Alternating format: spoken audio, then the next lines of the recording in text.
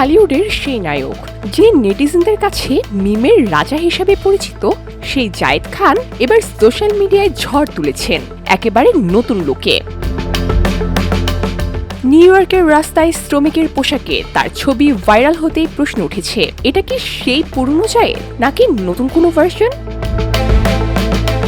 সিনেমার পোস্টারে সবসময় ফুল প্যাকেজ হিরো, চকচকে পোশাক আর আত্মবিশ্বাসে ভরা উপস্থিতি।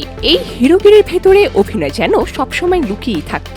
এই অভিনেতাকে মিম করা একসময় ছিল খুবই সহজ। সংলাপের স্টাইল, মুখের এক্সপ্রেশন, অতিরিক্ত স্টাইলিশ ভঙ্গি, সব মিলিয়ে তিনি ছিলেন নেটিজেনদের কাছে বিনোদনের প্রধান উৎস। কিন্তু এবার ঘটেছে একেবারে আলাদা কিছু।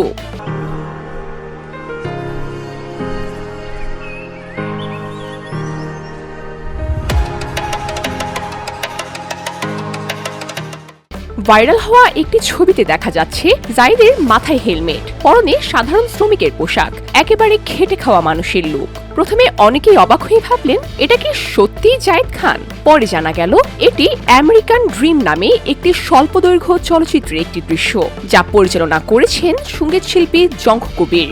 মাত্র 2.5 মিনিটের এই ছবিতে জায়েদকে দেখা গেছে একেবারে সাধারণ প্রবাসী বাঙালির রূপে।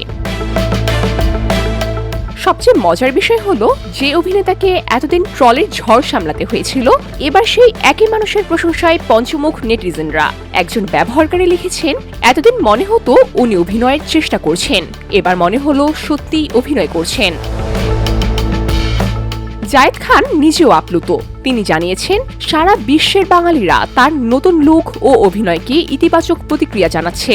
যারা একসময় তাকে নিয়ে ট্রল করত, তাদের উদ্দেশ্যে তিনি হাসি মুখে বলেছেন, সমালোচনাই তাকে নতুনভাবে গড়ে তুলেছে। তার এই নতুন চেহারা, ওজন কমানো, অভিনয়ে মন দেয়া প্রমাণ করে দেয় যে মিমের হিরো কেবলমাত্র মজার নয়, ভেতরে লুকিয়ে আছে একজন সিরিয়াস অভিনেতা। কিন্তু প্রশ্ন থেকেই যায়, একে সত্যিই নতুন অধ্যায়, নাকি নেটিজেনরা আবার কোনো নতুন মিমের অপেক্ষায়? VOD Bangla news desk.